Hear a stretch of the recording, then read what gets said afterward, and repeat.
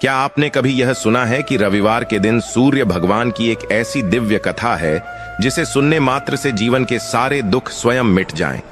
दर्शक बंधु, आज रविवार का यह पावन दिन है जो स्वयं तेज ऊर्जा और जीवन के आधार सूर्य भगवान को समर्पित है।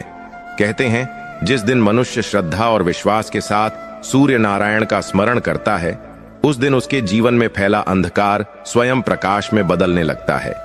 आज की यह पावन कथा कोई साधारण कथा नहीं है, बल्कि यह वह दिव्य रहस्य है जिसे सुनने मात्र से मनुष्य के जीवन के दुख, रोग, दरिद्रता और मानसिक पीड़ा धीरे धीरे स्वयं दूर होने लगती है। सूर्य भगवान केवल आकाश में चमकने वाला ग्रह नहीं है, बल्कि वे हमारे कर्म, हमारे आत्मबल और हमारे भाग्य के साक्षी हैं। जब जीवन में रास्ते बंद हो जाते हैं, आत्मविश्वास टूटने लगता है और हर दिशा में केवल निराशा दिखाई देती है, तब सूर्य भगवान की कृपा ही मनुष्य को फिर से उठने की शक्ति देती है। आज आप जो कथा सुनने जा रहे हैं, वह आपके मन को शांति देगी, आपकी आत्मा को बल देगी और आपको यह समझाएगी कि दुख क्यों आते हैं और उनसे मुक्ति का मार्ग क्या है। इसलिए आपसे विनम्र निवेदन है कि इस पावन कथा को पूरे मन, श्रद्धा और विश्वास के साथ अंत तक अवश्य सुनिएगा। हो सकता है कथा का कोई एक शब्द, कोई एक प्रसंग आपके जीवन की दिशा ही बदल दे। और यदि आप एक सच्चे सनातनी हैं, तो ऐसे दिव्य ज्ञान को आगे बढ़ाना भी आपका धर्म है। इसलिए हमारे चैनल सनातन भैरम को अभी सब्सक्राइब करें, ताकि ऐसी ही पावन कथाएं और दिव्य संदेश आप तक निरंतर पहुंचते रहें। हरिहरपुर नाम का एक छोटा और शांत गांव था, जहां राम बहादुर नाम का एक लोहार रहता था। राम बहादुर स्वभाव से बहुत ही सीधा, सरल और मेहनती इंसान था। उसके जीवन का बस एक ही नियम था, सुबह उठकर सूर्य देव को जल चढ़ाना और फिर दिन भर अपनी छोटी सी दुकान में लोहे को आकार देने के लिए पसीना बहाना। उसके पास धन दौलत तो नहीं थी, लेकिन उसके मन में संतोष का खजाना था। राम बहादुर की पत्नी का नाम प्रेमलता था। प्रेमलता जैसा उसका नाम था, वैसा ही उसका स्वभाव भी था। वह हर परिस्थिति में अपने पति के साथ चट्टान की तरह खड़ी रहती थी। गरीबी होने के बावजूद उन दोनों के चेहरे पर कभी शिकन नहीं आती थी, क्योंकि उनका विश्वास था कि ऊपर वाला जो करता है, अच्छे के लिए ही करता है। राम बहादुर और प्रेमलता की 3 संतानें थीं, रामू, धीरज और राकेश। तीनों ही अब बड़े हो चुके थे। राम बहादुर ने अपनी पूरी जवानी इन तीनों को पालने और बड़ा करने में खपा दी थी। वह चाहता था कि उसके बच्चे लोहे की भट्टी की तपिश से दूर रहें और कोई अच्छा काम करें। सबसे बड़ा बेटा रामू बहुत समझदार और आज्ञाकारी था। वह अक्सर अपने पिता के काम में हाथ बंटाने की कोशिश करता, लेकिन राम बहादुर उसे मना कर देता और कहता कि तुम अपनी पढ़ाई पर ध्यान दो। दूसरा बेटा धीरज भी शांत स्वभाव का था और घर के कामों में अपनी मां की मदद करता था। लेकिन सबसे छोटा बेटा राकेश इन दोनों से बिल्कुल अलग था। राकेश बचपन से ही जिद्दी स्वभाव का था और जवानी की दहलीज पर कदम रखते ही वह गलत संगत में पड़ गया था। गांव के कुछ बिगड़े हुए लड़कों के साथ उठना बैठना उसे रास आने लगा था। धीरे धीरे उसे शराब की बुरी लत लग गई। राम बहादुर जब भी राकेश को नशे की हालत में देखता, उसका दिल बैठ जाता। वह अक्सर प्रेमलता से कहता कि हमने तो तीनों को एक जैसा संस्कार दिया, फिर राकेश ऐसा क्यों निकल गया। प्रेमलता उसे समझाती कि समय के साथ सब ठीक हो जाएगा, आप सूर्य भगवान पर भरोसा रखिए। लेकिन पिता का मन तो पिता का ही होता है। राकेश की यह हालत राम बहादुर को अंदर ही अंदर खाए जा रही थी। घर की आर्थिक स्थिति वैसे भी बहुत अच्छी नहीं थी। लोहार का काम अब पहले जैसा नहीं चलता था। मशीनों का जमाना आ गया था और हाथ से बने औजारों की मांग कम हो गई थी। कई कई दिन ऐसे बीत जाते जब राम बहादुर की दुकान पर कोई ग्राहक नहीं आता। कभी कभी तो घर में चूल्हा जलना भी मुश्किल हो जाता था। लेकिन राम बहादुर ने कभी हिम्मत नहीं हारी। वह हर रविवार को विशेष रूप से सूर्य व्रत रखता था। उसका मानना था कि सूर्य देव ही इस जगत के प्रत्यक्ष देवता हैं और वही उसके अंधकारमय जीवन में उजाला लाएंगे।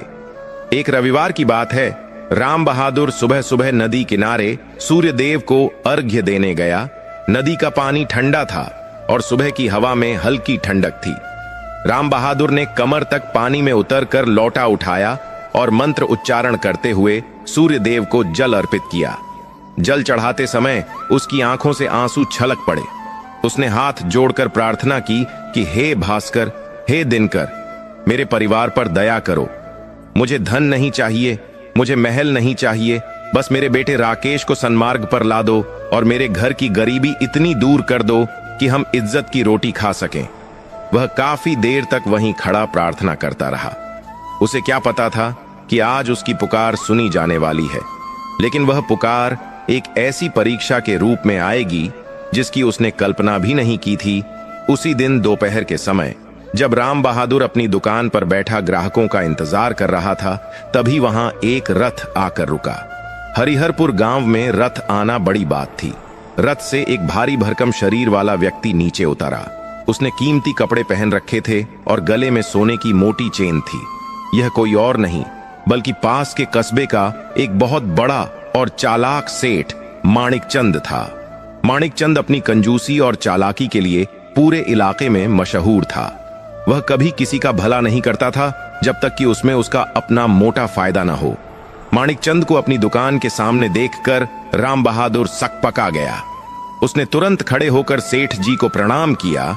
माणिकचंद ने अपनी धूर्त आंखों से राम बहादुर की टूटी फूटी दुकान का जायजा लिया और फिर एक कुटिल मुस्कान के साथ बोला, राम बहादुर, मैंने सुना है तुम इस इलाके के सबसे ईमानदार और मेहनती लोहार हो।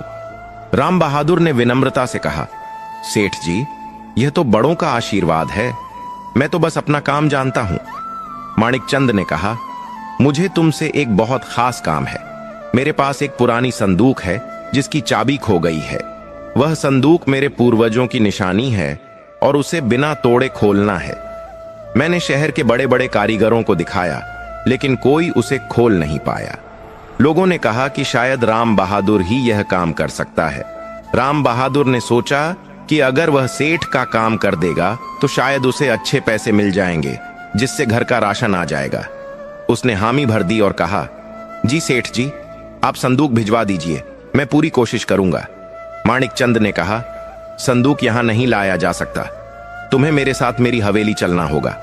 और हां, अगर तुमने वह संदूक खोल दिया तो मैं तुम्हें मुंह मांगा इनाम दूंगा। इनाम की बात सुनकर राम बहादुर की आंखों में चमक आ गई। उसे लगा कि शायद सूर्य भगवान ने उसकी सुबह की प्रार्थना सुन ली है। उसने अपनी पत्नी प्रेमलता को खबर भिजवाई और सेठ माणिकचंद के साथ उसके रथ में बैठकर हवेली की ओर चल पड़ा। लेकिन राम बहादुर यह नहीं जानता था कि वह संदूक महज एक संदूक नहीं था, बल्कि मुसीबतों का पिटारा था। माणिकचंद उसे किसी काम के लिए नहीं, बल्कि एक गहरी साजिश का मोहरा बनाने के लिए ले जा रहा था। रास्ते भर माणिकचंद उसे मीठी मीठी बातों में फंसाए रखा, लेकिन उसकी आंखों में छिपी क्रूरता को सीधा साधा राम बहादुर देख नहीं पाया। जब वे हवेली पहुंचे तो वहां का नजारा देखकर राम बहादुर दंग रह गया। इतनी बड़ी हवेली उसने आज तक नहीं देखी थी। नौकर चाकर इधर उधर दौड़ रहे थे। माणिकचंद उसे सीधा एक अंधेरे कमरे में ले गया, जहां एक कोने में एक पुराना और बेहद भारी लोहे का संदूक रखा था।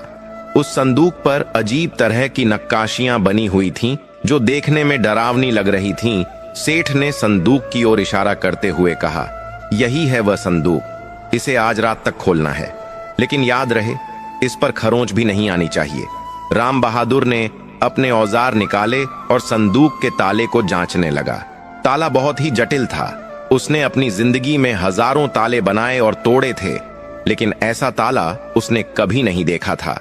जैसे ही उसने ताले को छूने की कोशिश की, उसे एक अजीब सी सिहरन महसूस हुई, मानो वह संदूक उसे चेतावनी दे रहा हो। उसने मन ही मन सूर्य भगवान का स्मरण किया और काम शुरू किया। घंटों बीत गए, पसीना बह रहा था, लेकिन ताला टस से मस नहीं हुआ। शाम ढलने लगी थी। राम बहादुर को अब घर जाने की चिंता सताने लगी थी। उसने सेठ से कहा, सेठ जी, यह ताला बहुत पुराना और जटिल है, इसे खोलने में वक्त लगेगा। क्या मैं इसे अपनी दुकान पर ले जाकर तसल्ली से खोल सकता हूं? माणिकचंद का चेहरा गुस्से से लाल हो गया। उसने चिल्लाकर कहा, नहीं, यह संदूक इस कमरे से बाहर नहीं जाएगा। तुम्हें यहीं रहकर इसे खोलना होगा, चाहे पूरी रात क्यों ना लग जाए। राम बहादुर को सेठ का यह रूप देखकर डर लगा। वह समझ गया कि वह फंस चुका है।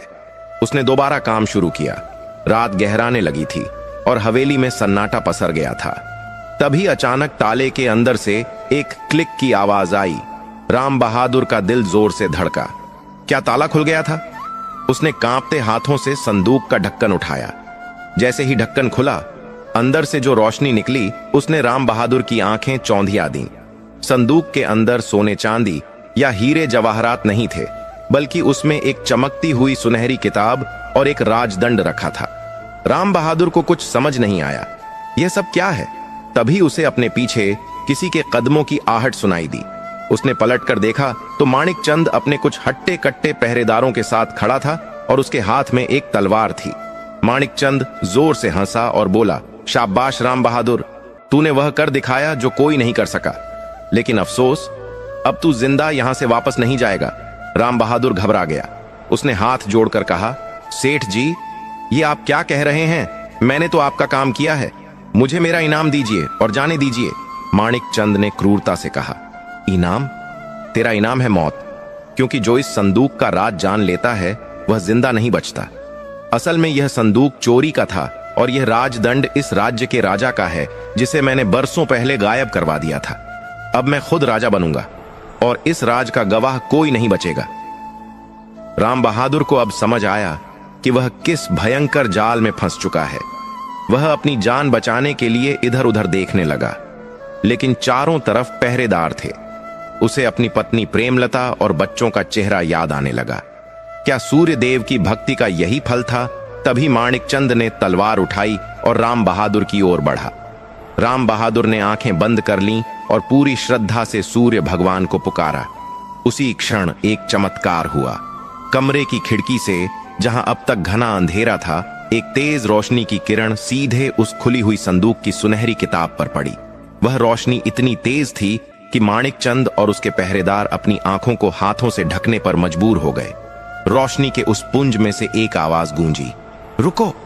यह आवाज इतनी गंभीर और प्रभावशाली थी कि सबके रोंगटे खड़े हो गए।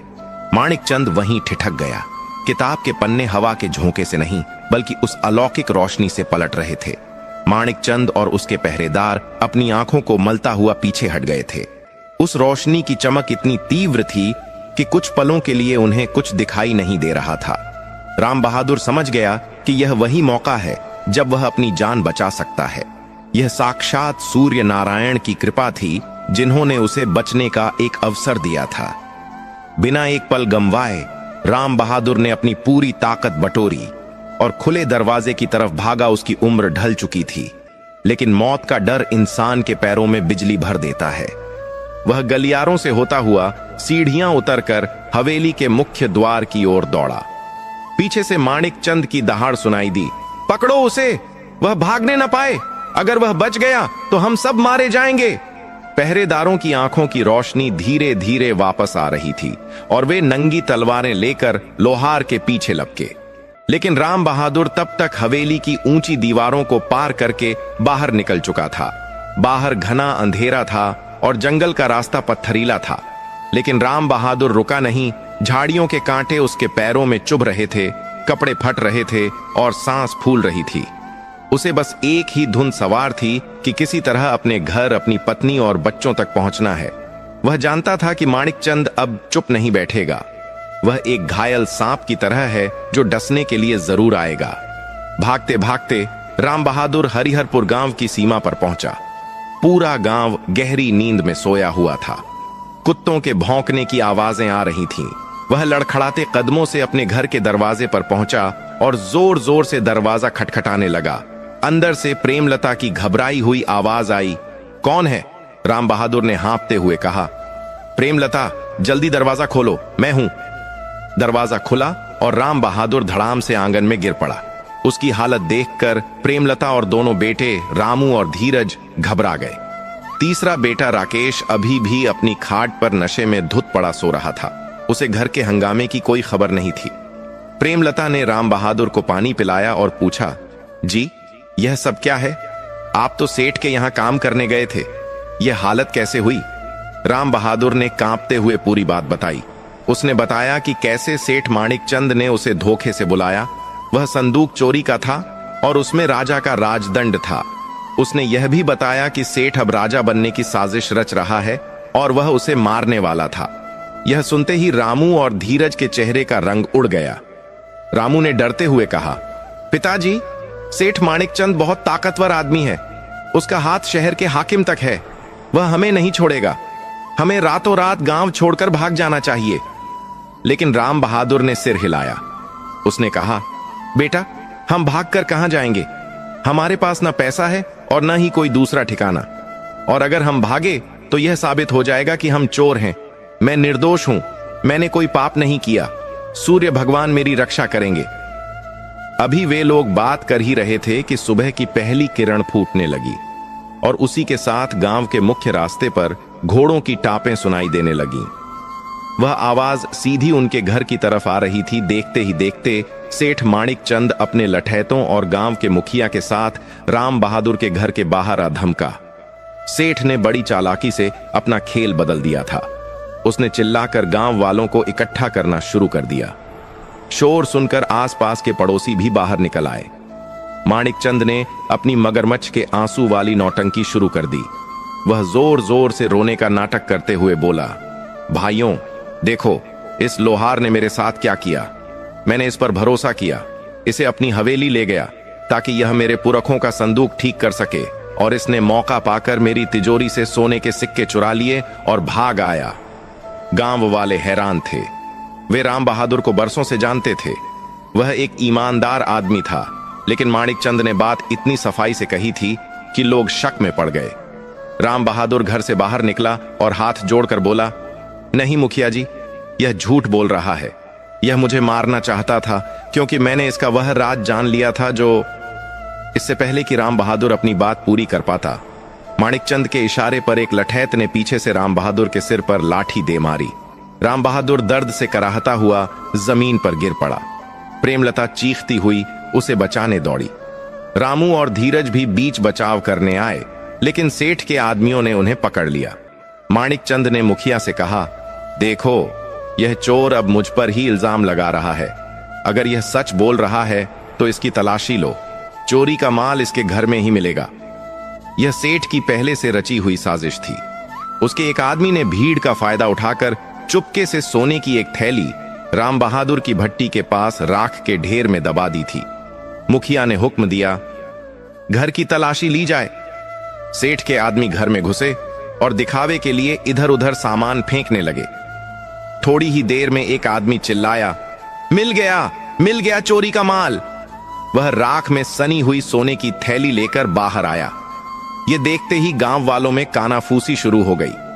किसी को यकीन नहीं हो रहा था कि राम बहादुर ऐसा कर सकता है, लेकिन सबूत सामने था। राम बहादुर रोता रहा, गिड़गिड़ाता रहा कि यह साजिश है, लेकिन अमीर सेठ की चमक के आगे गरीब के आंसुओं की कोई कीमत नहीं थी। तभी घर के अंदर से राकेश, जो अब तक नशे में सो रहा था, शोर सुनकर बाहर आया।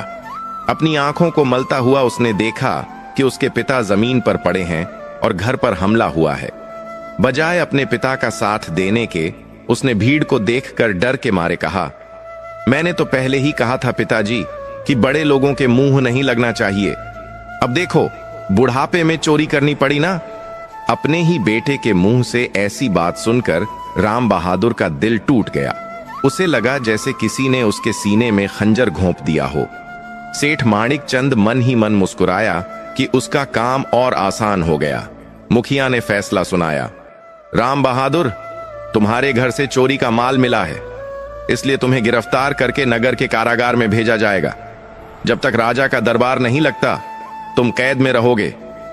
सेठ के आदमियों ने राम बहादुर के हाथों में जंजीरें बांध दी। प्रेमलता उनके पैरों में गिरकर भीख मांगने लगी, मेरे पति निर्दोष हैं, उन्हें मत ले जाओ। लेकिन सेठ ने उसे ठोकर मार दी। राम बहादुर को घसीटते हुए ले जाया जाने लगा। जाते जाते उसने एक आखिरी बार अपने घर और अपने बिखरते परिवार को देखा। उसकी नजर आसमान में चढ़ते हुए सूर्यदेव पर पड़ी। उसकी आंखों में शिकायत थी, एक मूक प्रश्न था, हे प्रभु, मैंने जीवन भर आपकी भक्ति की, सत्य की राह पर चला, फिर यह कैसा न्याय है? क्या सत्य का अंत यही है? लेकिन आसमान मौन था। माणिकचंद ने जाते हुए राम बहादुर के कान में फुसफुसाया, लोहार, तूने मेरा राज तो जान लिया, लेकिन अब वह राज तेरे साथ ही उस काल कोठरी में दफन हो जाएगा। वहां न सूरज की रोशनी पहुंचती है और न ही फरियाद। तेरी मौत अब निश्चित है। राम बहादुर को एक बैलगाड़ी में लादा गया और नगर की ओर रवाना कर दिया गया। पीछे रह गया उसका रोता बिलखता परिवार। घर की जिम्मेदारी संभालने वाला अब कोई नहीं था। रामू और धीरज हताश थे और राकेश ने मौका देखकर घर में बचा खुचा थोड़ा बहुत पैसा चुराया और शराब पीने के लिए कहीं और भाग गया। राम बहादुर के जाने के बाद घर में जैसे मातम पसर गया। कारागार का रास्ता लंबा था। दोपहर होते होते वे नगर के किले में पहुंचे। यह एक पुरानी और डरावनी जेल थी।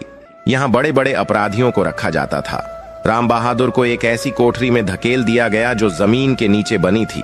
वहां घुप अंधेरा था, सीलन की बदबू आ रही थी और दीवारों पर काई जमी हुई थी।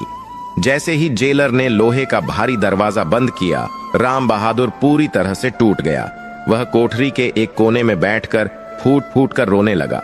उसे अपने अपमान की चिंता नहीं थी, उसे चिंता थी अपनी पत्नी और बच्चों की। वे कैसे झेंगे, उनका क्या होगा, यही विचार उसे खाए जा रहा था। उसे लगा कि अब उसका जीवन समाप्त है। माणिक चंद उसे यहां कभी जिंदा बाहर नहीं निकलने देगा। घंटों बीत गए। राम बहादुर भूख और प्यास से बेहाल था। तभी उस अंधेरी कोठरी में उसे एक हल्की सी आहट सुनाई दी। यह आहट किसी इंसान की नहीं थी। दीवार के एक छोटे से सुराख से, जहां से हवा आने की भी जगह नहीं थी, एक नन्ही सी चींटी अपने मुंह में दाना लेकर ऊपर चढ़ने की कोशिश कर रही थी। वह बार बार गिरती लेकिन फिर चढ़ती। राम बहादुर उस नन्हे जीव को एकटक देखता रहा। अचानक उसे अपने पिता की कही एक बात याद आई। बेटा, जब सारे दरवाजे बंद हो जाएं, तो समझ लेना कि ईश्वर ने तुम्हारे लिए कोई नई खिड़की खोलने की तैयारी कर ली है। परीक्षा उसकी ही होती है जो उसके काबिल होता है।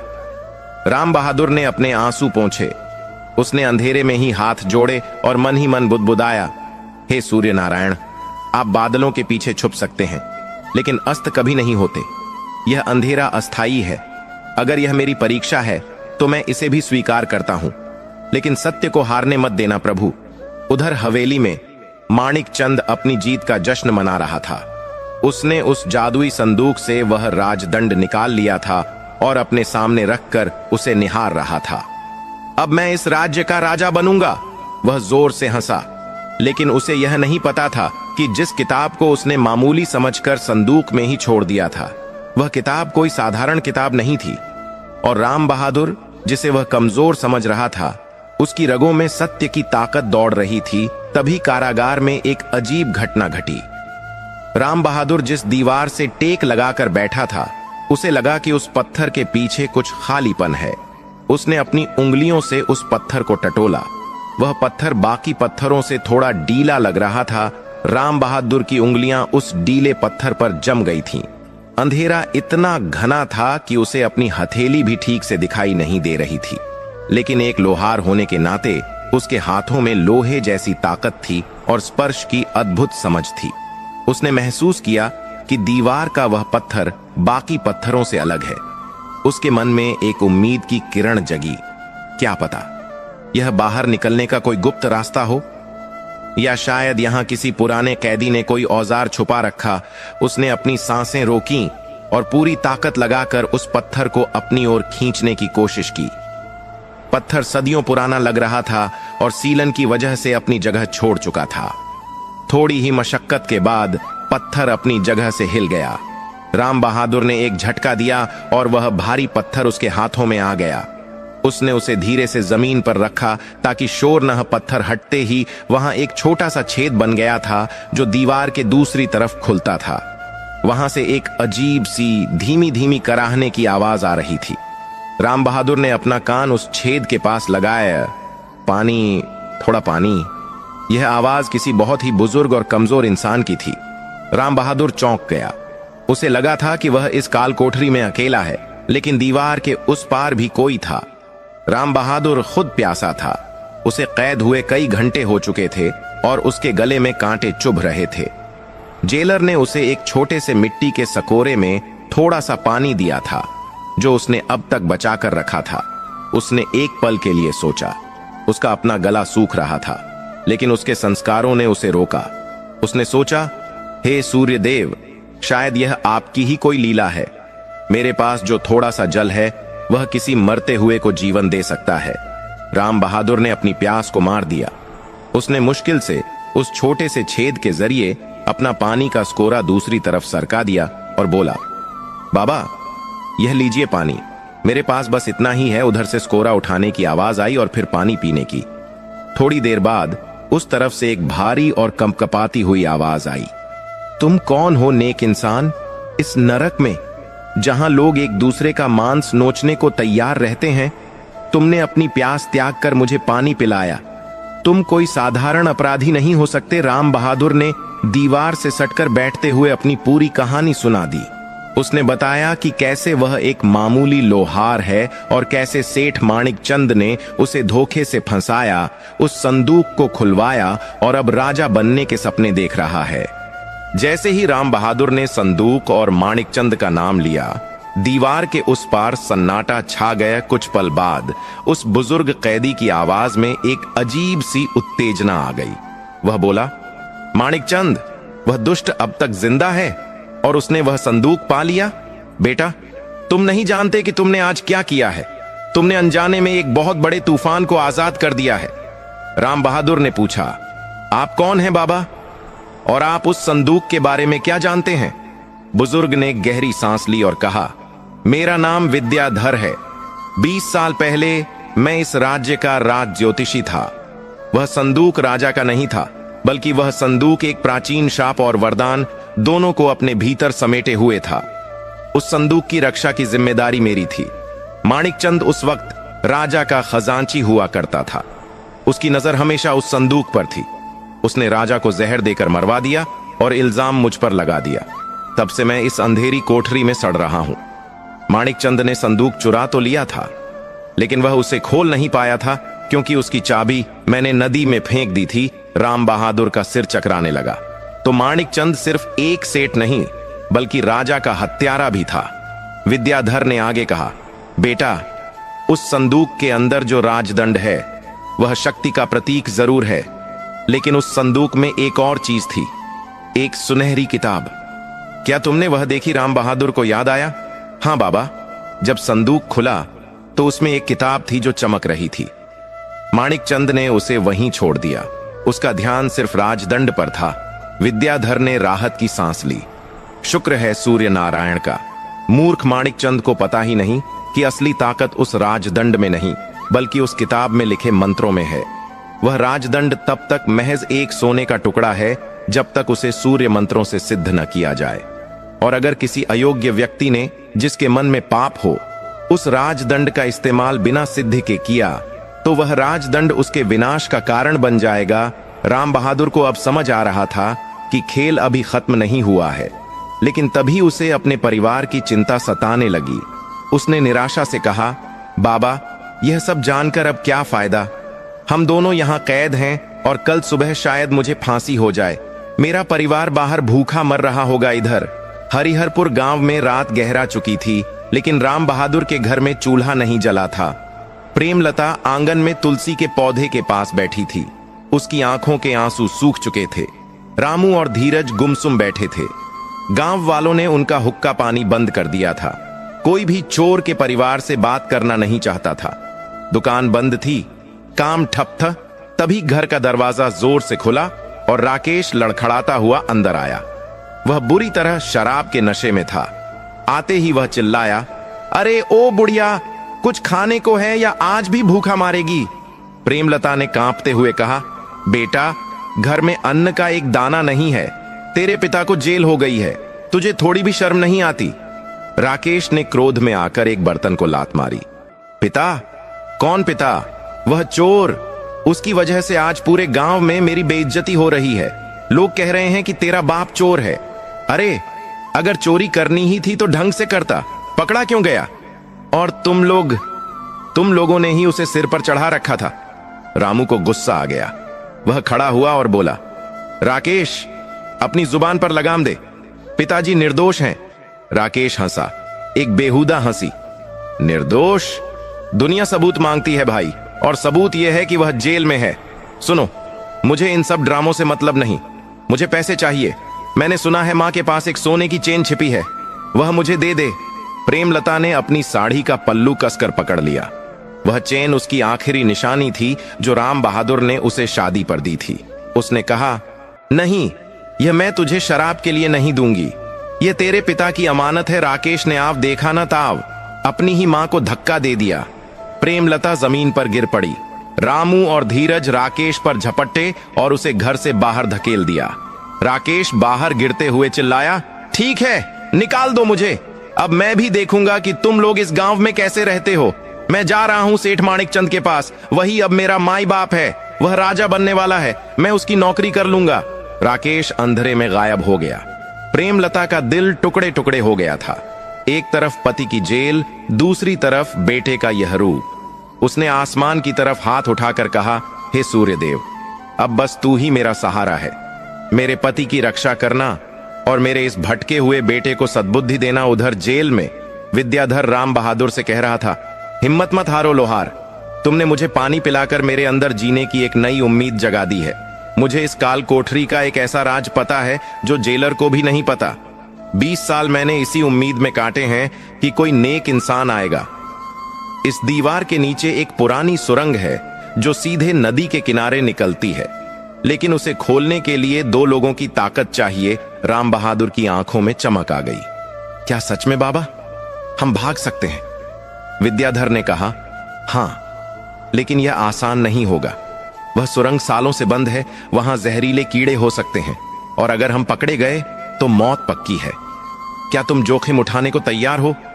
राम बहादुर ने अपने परिवार का चेहरा याद किया। उसने मुट्ठी भींची और कहा, मैं हर जोखिम उठाने को तैयार हूं। मुझे सत्य को साबित करना है। दोनों ने तय किया कि वे आधी रात के बाद, जब पहरेदार सो रहे होंगे, तब अपना काम शुरू करें। दूसरी तरफ हवेली में सेठ माणिकचंद को नींद नहीं आ रही थी। वह उस राजदंड को हाथ में लिए बैठा था। राजदंड देखने में बहुत सुंदर था, लेकिन उसमें कोई चमक नहीं थी। माणिकचंद ने उसे हिलाया डुलाया, लेकिन कुछ नहीं हुआ। उसने सोचा, राजा बनने के लिए सिर्फ यह डंडा काफी नहीं है। प्रजा और दरबारी इसे तभी मानेंगे जब इसमें वह दैवीय चमक होगी जिसके बारे में कहानियां मशहूर हैं। तभी उसे याद आया कि जब संदूक खुला था तो किताब में से तेज रोशनी निकली थी। किताब? कहीं वह किताब ही तो इस राजदंड की चाबी नहीं है? माणिकचंद बड़बड़ाया। उसने तुरंत अपने खास नौकर को बुलाया और कहा, जाओ, उस कमरे से वह सुनहरी किताब लेकर आओ। नौकर दौड़ा दौड़ा गया और थोड़ी देर में खाली हाथ वापस आया। उसका चेहरा पीला पड़ा था। उसने कांपते हुए कहा, मां, मालिक, गजब हो गया। माणिकचंद चिल्लाया, क्या हुआ? मर गया क्या?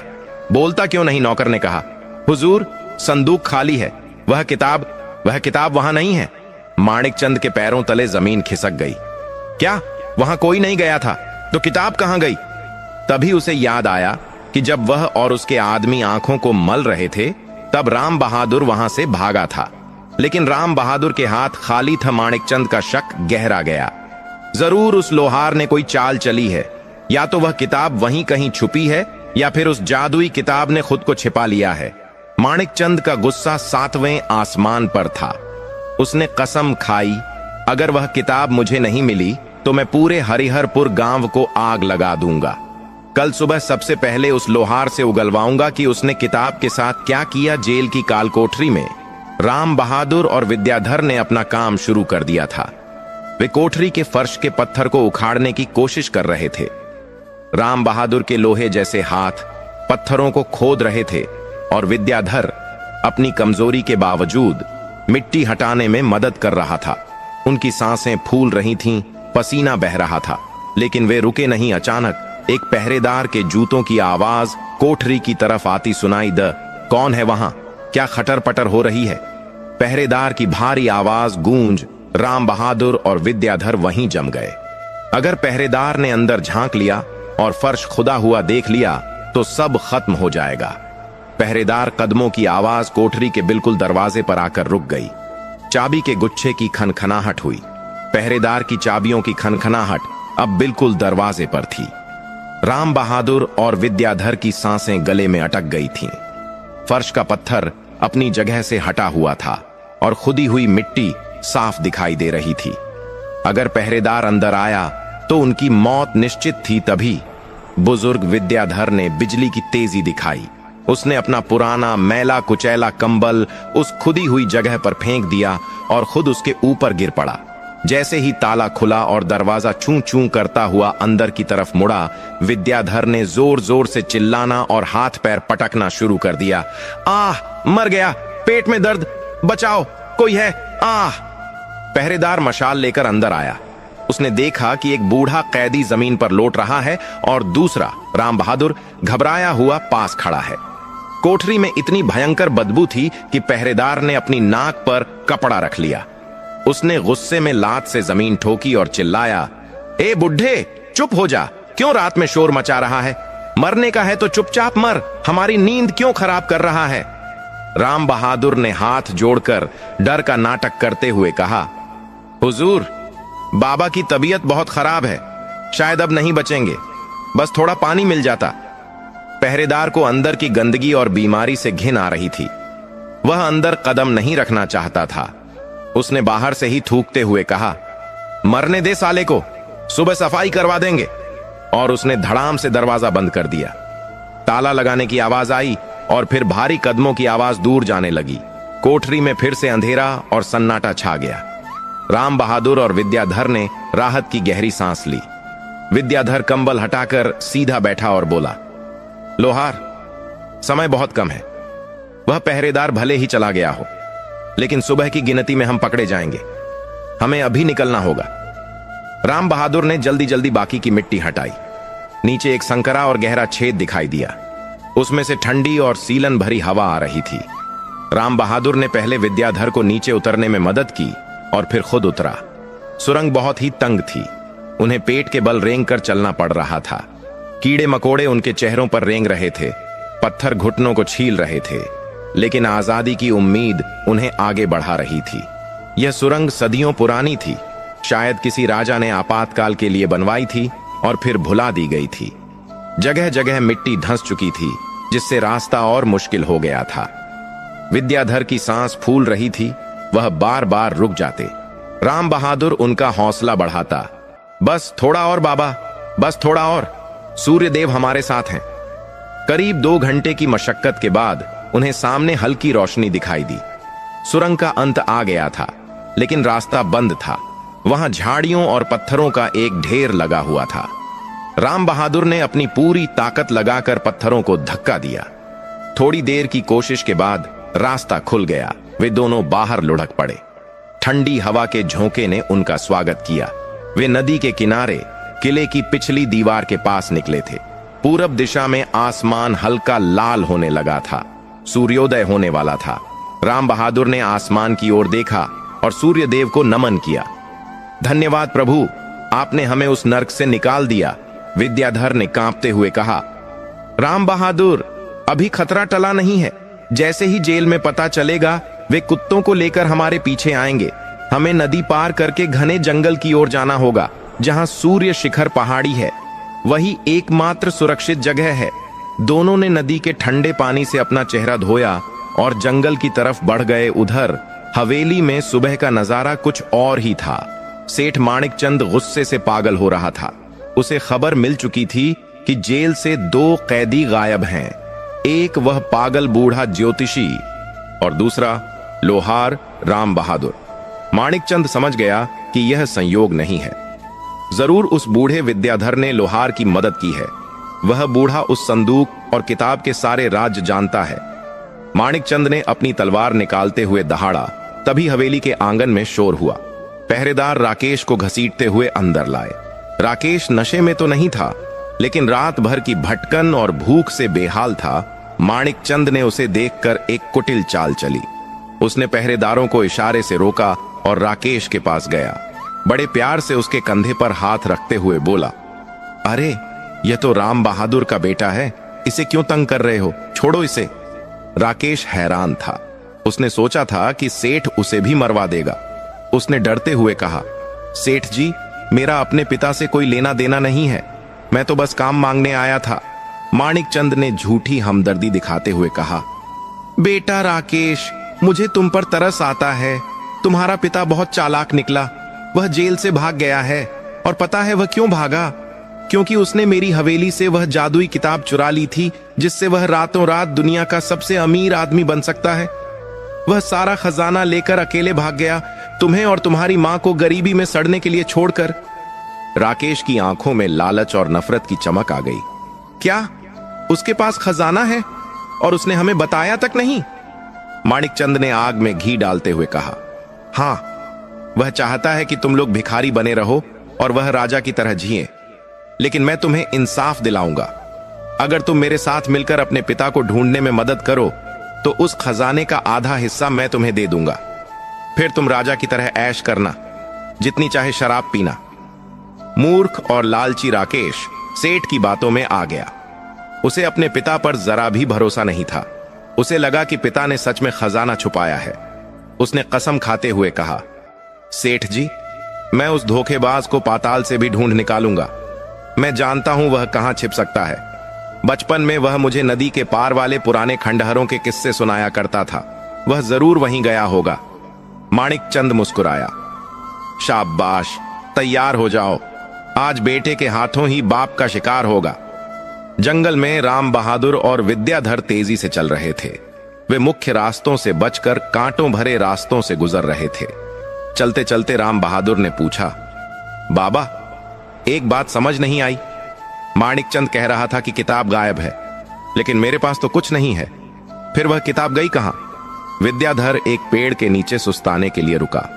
उसने रहस्यमयी मुस्कान के साथ कहा, राम बहादुर, वह सूर्य सिद्धांत की दिव्य पुस्तक है। वह कोई साधारण कागज की किताब नहीं है जिसे कोई भी ऐरा गैरा उठा ले। वह किताब अपनी रक्षा खुद करती है। जब माणिकचंद ने संदूक खोला तो किताब ने देखा कि उसे छूने वाला हाथ पापी है। और फिर उसने देखा कि कमरे में एक भक्त खड़ा है जो संकट में भी ईश्वर को पुकार रहा है। राम बहादुर ने हैरानी से पूछा, तो क्या वह किताब? विद्याधर ने राम बहादुर के कंधे पर टंगे फटे पुराने कपड़े के झोले की ओर इशारा किया। जरा अपना झोला तो टटोलो। राम बहादुर ने झोला खोला। उसमें कुछ सूखे चने और एक पुराना गमछा रखा था। लेकिन जैसे ही उसने गमछा हटाया, उसकी आंखें फटी की फटी रह गईं। गमछी के नीचे वही सुनहरी किताब रखी थी।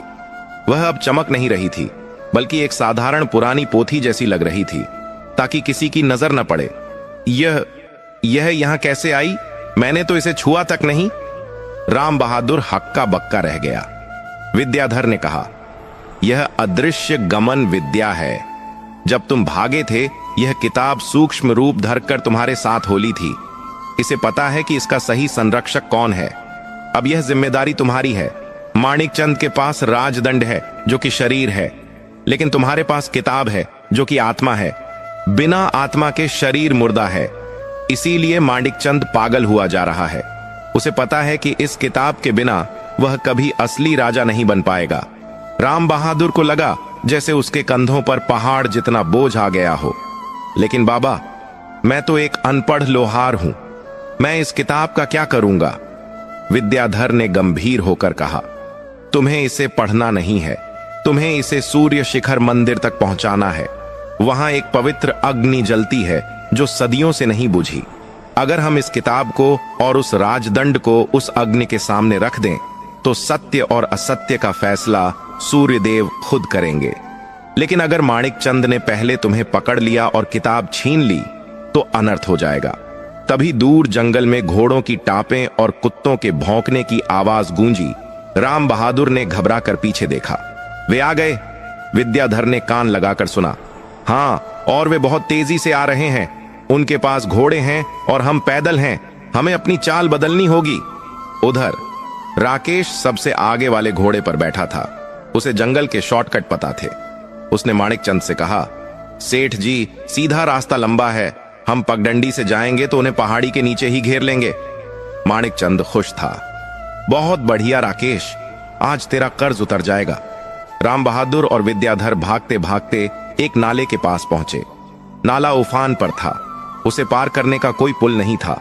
सिर्फ एक पुराना टूटा हुआ पेड़ नाले के आर पार गिरा हुआ था। विद्याधर ने कहा, राम बहादुर, मैं बूढ़ा हूं। मैं शायद इसे पार न कर पाऊं। तुम जाओ, किताब लेकर भाग जाओ। राम बहादुर ने दृढ़ता से कहा, नहीं बाबा, मैं आपको छोड़कर नहीं जाऊंगा। जिएंगे तो साथ, मरेंगे तो साथ। उसने विद्याधर का हाथ पकड़ा और धीरे धीरे उस फिसलन भरे पेड़ पर चढ़ने लगा। नीचे तेज पानी बह रहा था। एक चूक और सीधे मौत। वे अब भी आधे रास्ते ही पहुंचे थे कि नाले के दूसरे किनारे पर झाड़ियां हिलीं।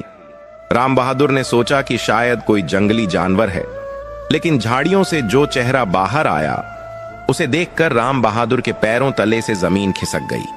वह कोई और नहीं, उसका अपना बेटा राकेश था। राकेश ने हाथ में एक बड़ा पत्थर उठा रखा था और उसके चेहरे पर शैतानी मुस्कान थी।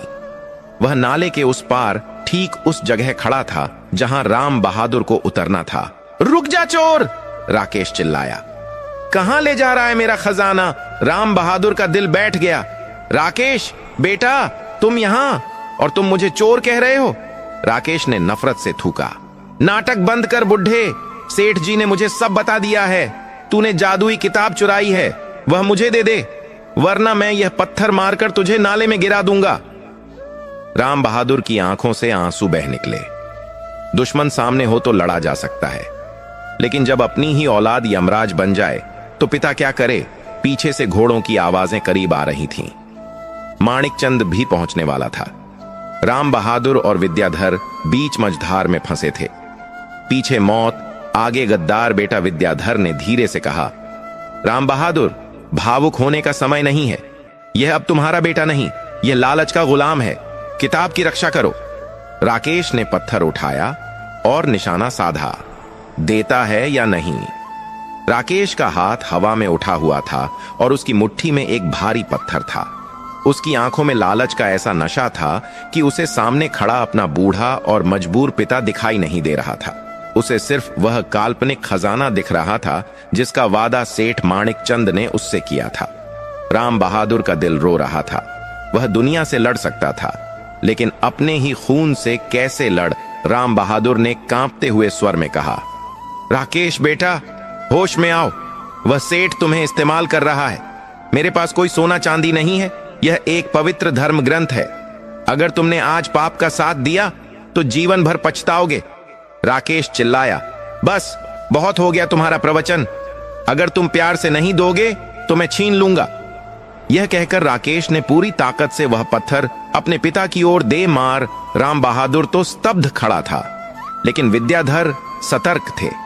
जैसे ही पत्थर हवा में आया, विद्याधर ने राम बहादुर को धक्का देकर थोड़ा झुका दिया।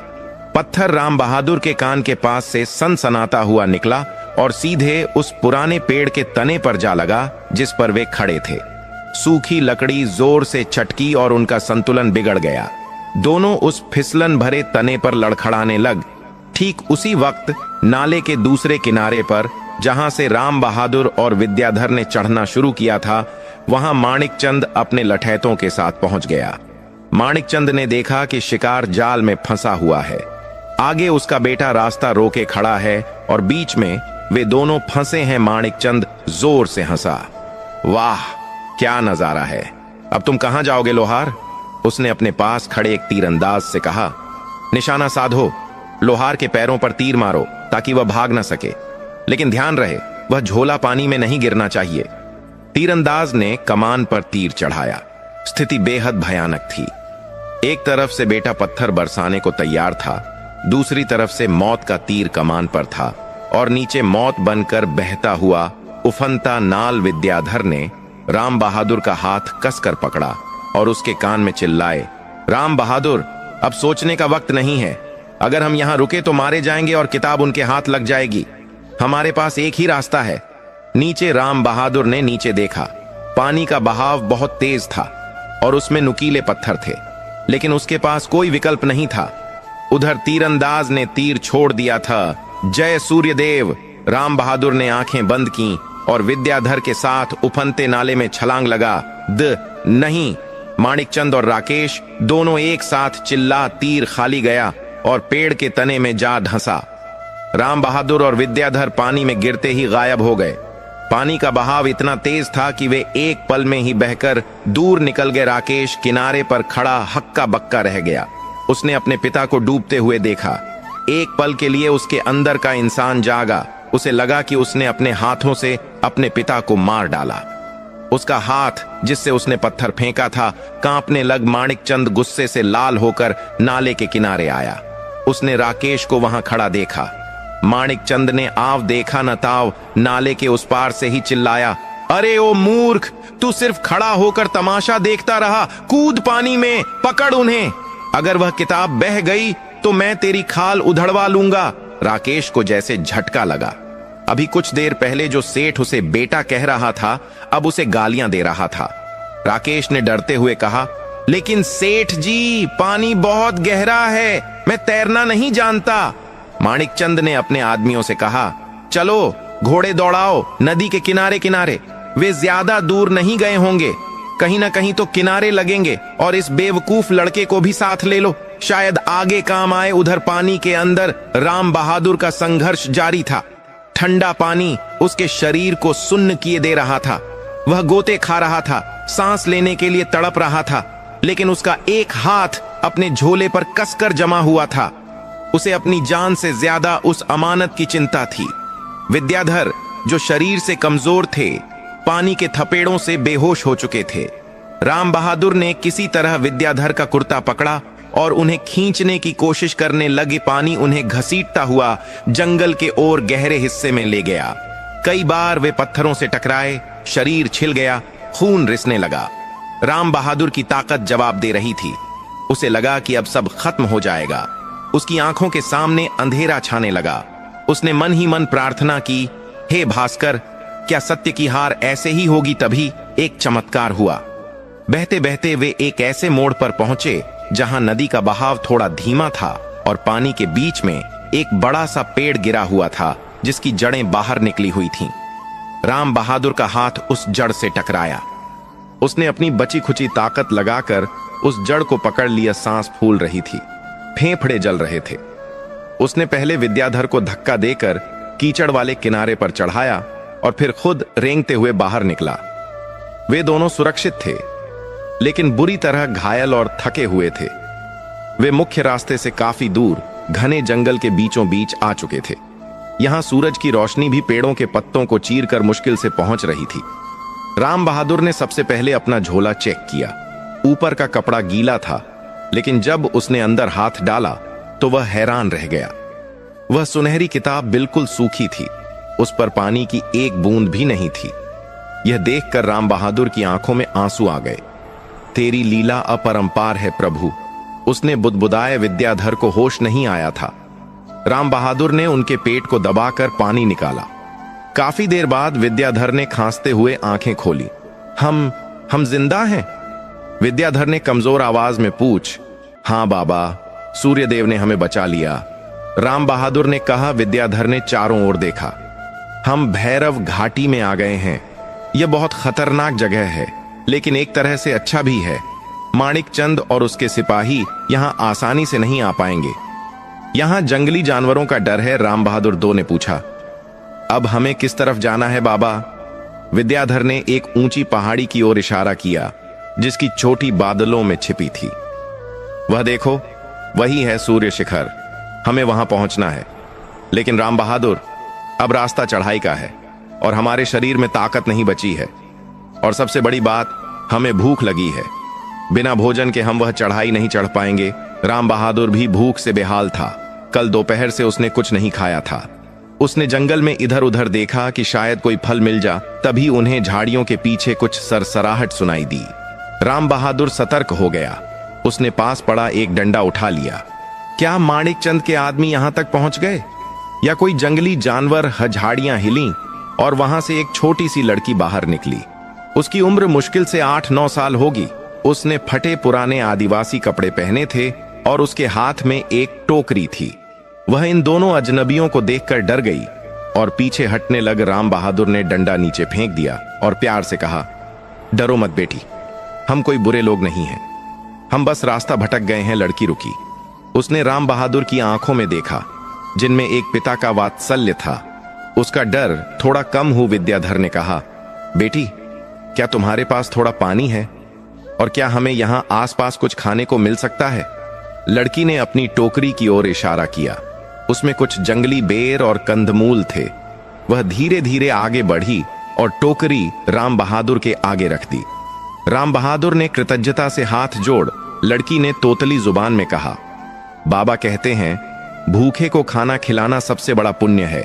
आप लोग घायल हो, मेरे साथ चलो। मेरा घर पास ही एक गुफा में है। मेरे बाबा वैद्य हैं, वे आपकी चोट ठीक कर देंगे। राम बहादुर और विद्याधर ने एक दूसरे को देखा।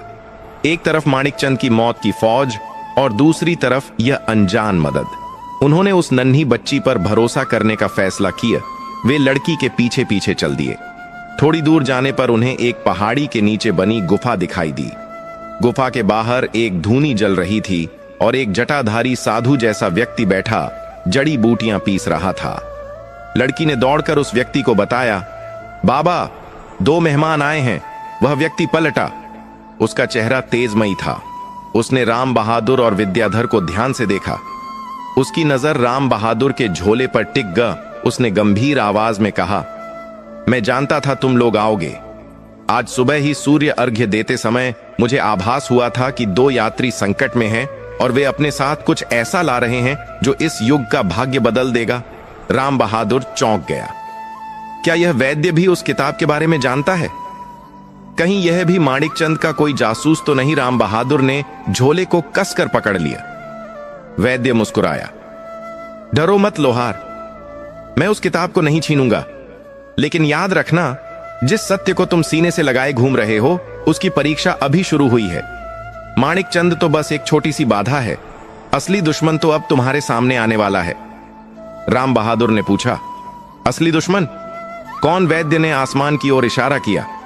समय, आज शाम सूर्य ग्रहण लगने वाला है और अगर ग्रहण खत्म होने से पहले तुम उस किताब को सूर्य शिखर के मंदिर में स्थापित नहीं कर पाए तो उस किताब की सारी शक्ति हमेशा के लिए खत्म हो जाएगी और वह काली शक्तियों के हाथ लग जाएगी।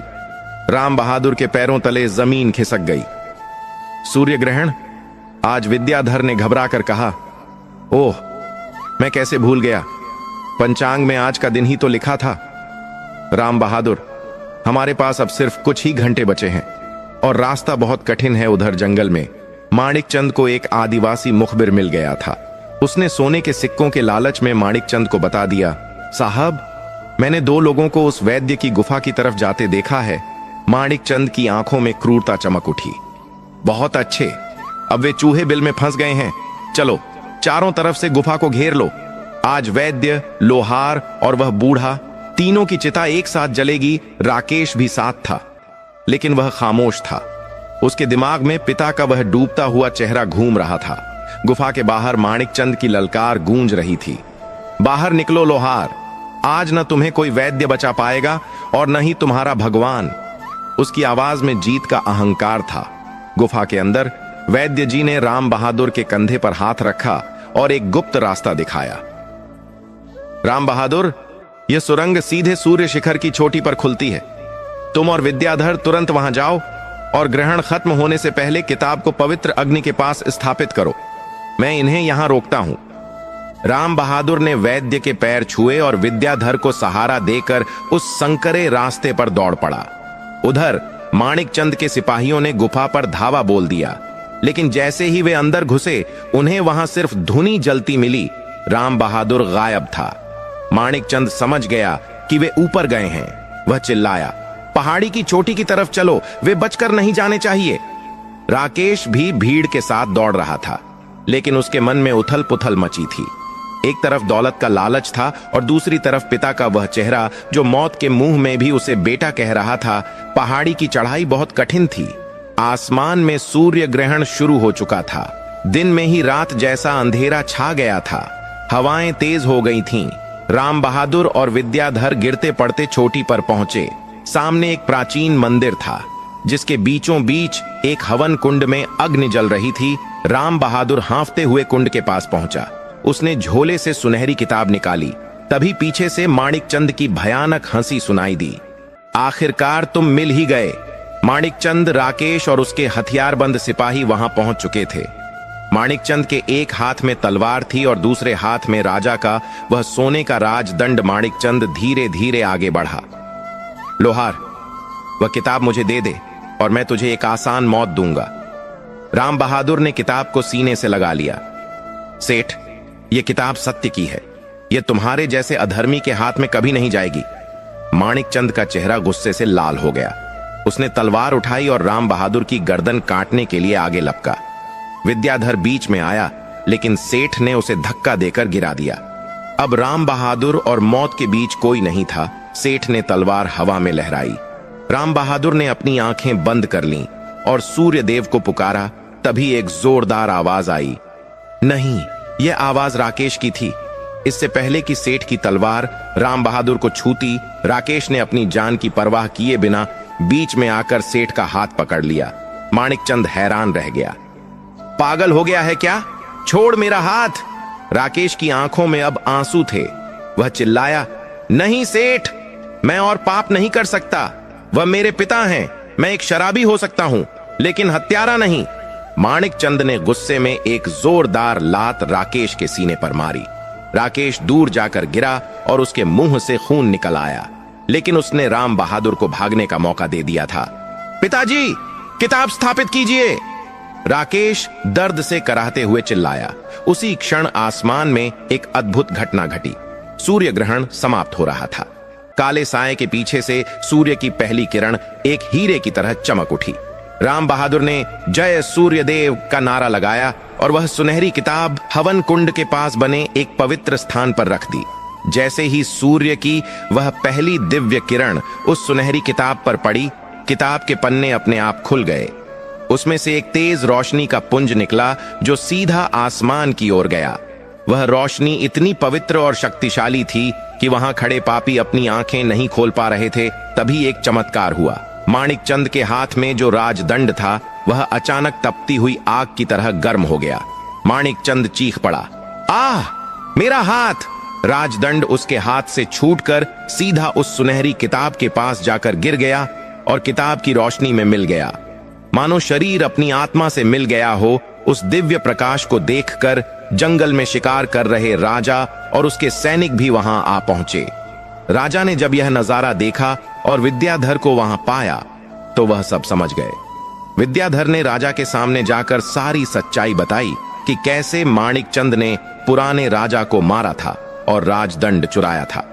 किताब की रोशनी ने माणिकचंद के पापों का काला चिट्ठा सबके सामने खोल दिया था। राजा ने तुरंत आदेश दिया, गिरफ्तार कर लो इस देशद्रोही सेठ को। सैनिकों ने माणिकचंद को जंजीरों में जकड़ लिया। उसका सारा अहंकार मिट्टी में मिल गया था। राजा राम बहादुर के पास गए और हाथ जोड़कर बोले, हे महान आत्मा, आपने न केवल इस पवित्र धरोहर की रक्षा की, बल्कि मेरे राज्य को एक पापी से बचाया। आज से आप साधारण लोहार नहीं, बल्कि राज्य रक्षक माने जाएंगे। राम बहादुर ने विनम्रता से सिर झुकाया और फिर दौड़कर अपने घायल बेटे राकेश को गले लगा लिया। राकेश फूट फूट कर रोने लगा, पिताजी, मुझे माफ कर दीजिए, मैं भटक गया था। राम बहादुर और वहां पहुंची प्रेमलता ने उसे गले लगा लिया। सूर्यदेव की कृपा से परिवार फिर एक हो गया था। राजा ने राम बहादुर को इनाम में ढेर सारा धन, जमीन और सम्मान दिया। राम बहादुर का घर अब खुशियों से भर गया था। गरीबी हमेशा के लिए विदा हो गई थी। राकेश ने शराब छोड़ दी और वह अब मंदिर की सेवा और पिता के काम में हाथ बंटाने लगा। रामू और धीरज को भी राज दरबार में नौकरी मिल गई, लेकिन इतनी दौलत मिलने के बाद भी राम बहादुर ने अपना नियम नहीं बदला। वह हर रविवार को सूर्यदेव का व्रत रखता और लोगों को यही सीख देता, जीवन में चाहे कितना भी अंधेरा हो, चाहे कितनी भी मुसीबतें हों, अगर तुम्हारा मन सच्चा है और ईश्वर पर अटूट विश्वास है तो सूर्य की किरण एक न एक दिन तुम्हारे जीवन में जरूर आएगी। सत्य परेशान हो सकता है, लेकिन पराजित नहीं।